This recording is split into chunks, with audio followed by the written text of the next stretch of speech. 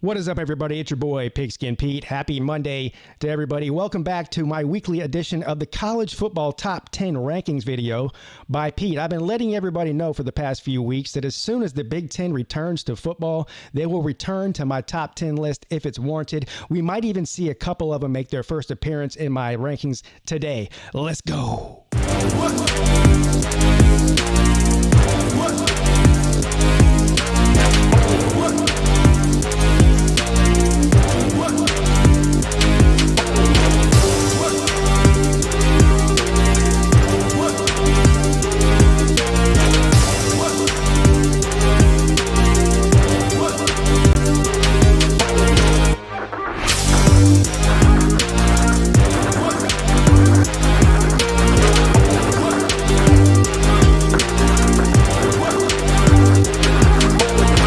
All right, guys, welcome back to the channel. If you're new here, consider hitting the thumbs up and the subscribe button. I do these college football videos and live streams year round. There is no off season for Pigskin Pete. As I've been promising you, if you've been watching my ranking videos for the past several weeks, I had not been including the Big Ten until now. I promised you that as soon as the Big Ten made an appearance and show us what they have on the field, I will work their way into the top 10. Now, I'm not going to take an Ohio State, you'll see here in a minute, and just catapult them up to number one after one game when you have Alabama, Clemson, so on and so forth, who have played 6 games. Ohio State fans, it's not personal if you're not number one. You looked great. You did make my top 10, and actually, you're actually pretty high up there. Let's get right into it. This has been a very, very difficult year to do these rankings because of coronavirus, because of some weird upsets that have happened, because of the conference-only scheduling, because the Big Ten not being in there, the Pac-12 not being in there. So hopefully as the weeks go on, things will get a little bit easier here now that the Big Ten has returned. Let's see, probably 7 through 10 in these rankings were hard, especially number 10. And I'll go ahead and put this up here and take my beating for this one. North Carolina, look, there's 5, 6, 7 teams even. If you sit down, if you're only doing a top 10 and not a top 25, who do you put at 10? It's extremely difficult. If you want to put Wisconsin at 10, now they've only played one game. It was a decisive victory. They looked great doing it. A bunch of other one-loss teams that you could say are better than North Carolina. Fine. North Carolina lost to Florida State. They dropped out of my top 10 based on that alone, but they did come back this week with a decisive win over a 4-1 NC State team. I mean, they absolutely blew them off the map. Again, is North Carolina the 10th best team in the country? Probably not. I don't know. It's a guess. But right now, they're in at number 10. And believe me, on a scale of 1 to 10 of confidence about that ranking there, it's very low. Nonetheless, they make it in at top 10. Team number 9, Michigan.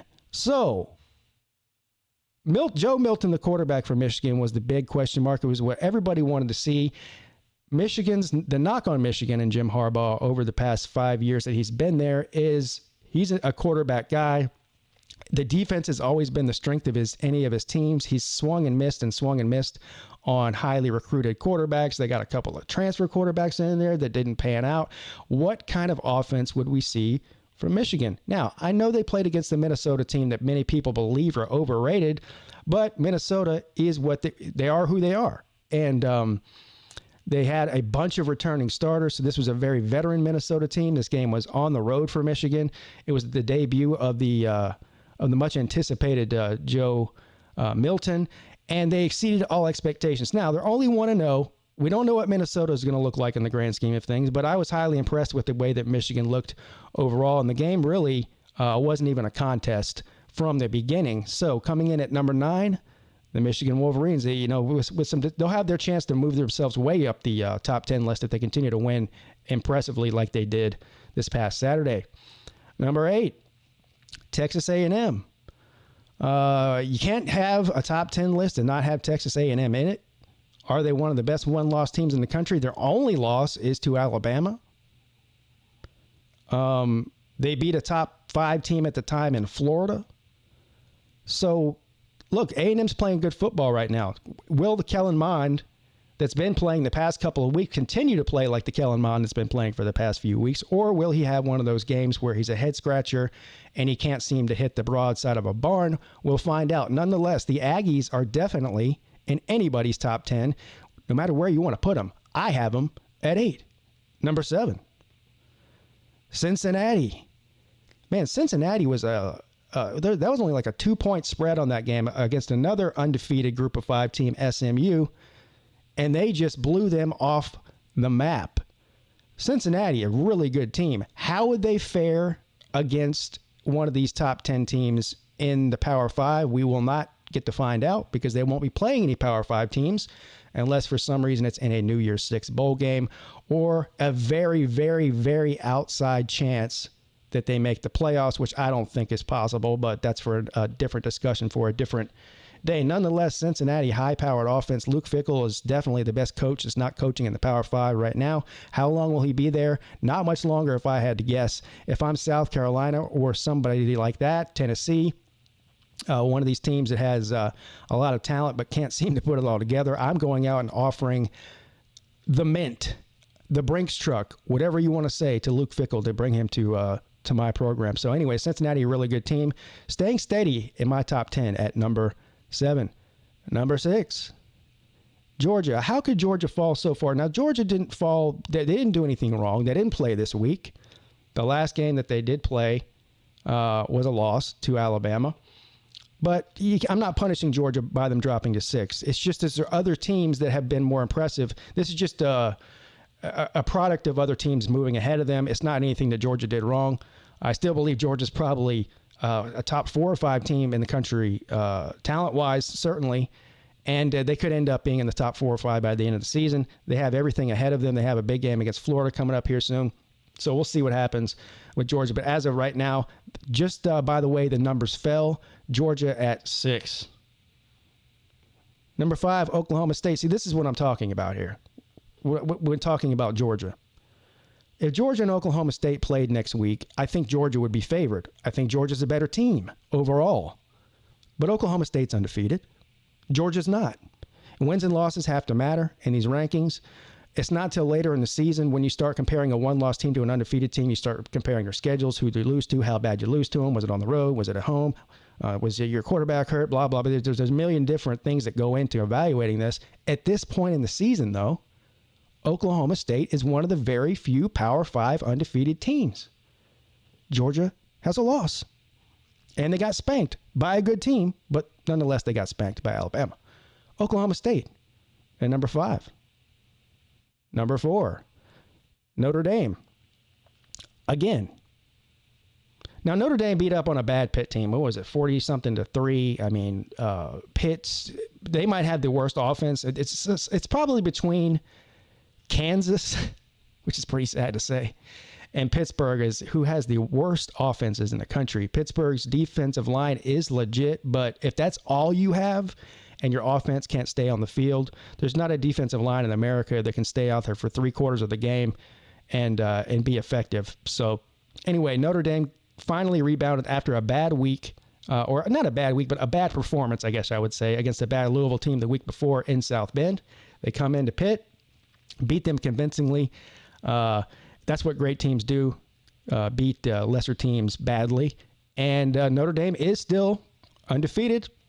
We'll see. It doesn't really matter for Notre Dame where they're ranked. They could be ranked 4th, 5th, 6th, 7th, 8th, 9th, 10th, 12th. If you don't think they're a top 10 team, maybe you have them ranked at 15. It doesn't matter. It doesn't matter. They get their test in a couple of weeks against the Clemson Tigers, and that's really the benchmark for them. That's all that matters, is getting to Charlotte with 1 or 0 losses and winning the ACC. So it doesn't matter where you have them ranked. I have them ranked at number 4 because they're undefeated, and they just blew their opponent off the map like a good team does. So Notre Dame coming in at number 4. Number 3, the Buckeyes. Now, look, the Buckeyes have only played 1 game. And let's be real here. It was against Nebraska. We don't know how good Nebraska is, but I can tell you, I don't care if they were playing the Bad News Bears. They dominated the game. The only criticism that I would have, and it's way too early to even say this is a negative thing, their defense does not look like it's going to be as good as it was last year. Now, last year, it's hard to live up to that, right? Same thing with Clemson. I think there's a lot of similarities between Ohio State and Clemson's roster this year. We'll get into that in a minute. The defensive line was getting pushed around by Nebraska's offensive line for the entire first half and part of the second half. Offensively, I don't know, is there a better offense in America than the Buckeyes right now? I mean, you put them right up there with Clemson. You put them right up there with Alabama. as far as the talent and the execution on offense. So the Buckeyes very well could be the best team in the country. We don't have a big enough sample size. One game is not enough for me to just put them at number one because they played one great game.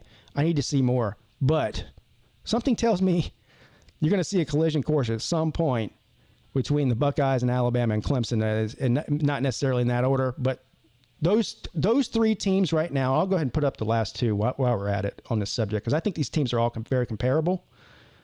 If I can find it here. Yeah. Clemson and Alabama. Now, if you'll notice, if you watch my previous videos, I have been flip-flopping week to week Clemson and Alabama back and forth at 1-2, 1-2, 1-2, based on their performance that week. Because I think that it's a razor-thin, splitting hairs, whatever you want to call it, between these two teams right now, Clemson and Alabama. And now you can throw Ohio State in that mix unless they go out there and lay an egg against a mid-level Big Ten team at some point. But as of right now, these three teams look like they're on clearly a different level than pretty much everybody else. There's tiers here. Tier 1 are the top three I have here. Now, as far as why did I move Clemson to 2 when I had them at 1 last week when they beat Syracuse by 26 points or whatever it is, a decisive win. They did not look good. They did not play to the Clemson standard that Dabo Swinney always talks about, right? Trevor Lawrence looked like he was disinterested, had a couple of bad passes. Look, Clemson's going to be fine.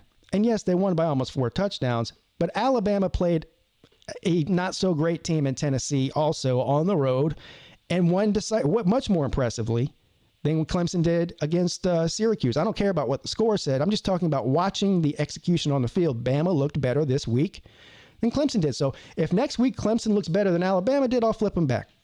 Bottom line is, put them in any order you want. Clemson and Alabama and Ohio State, 3 best teams in the country until further notice. The big blow to Alabama losing Jalen Waddle, the best receiver in the country. I don't really know if that's up for debate, but a lot of Alabama fans are very disappointed in this. Obviously, it's terrible to see any player like that, especially a player of his caliber, go down. I don't know how much this hurts Alabama. Clearly, you can't lose the best player on your team, probably, in Waddle, and say, oh, it's not a big deal. Of course it's a big deal, but Alabama is in the rare air of teams like Clemson and Ohio State that you can lose a top-tier guy and not fall off that much.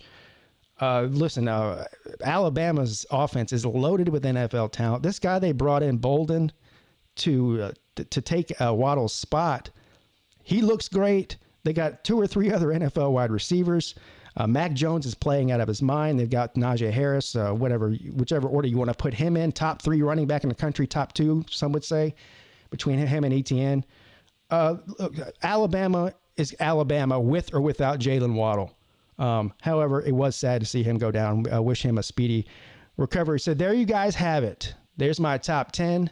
I'd like to see where you agree with me or disagree with me. Again, you could take certainly 10 and 9 questionable.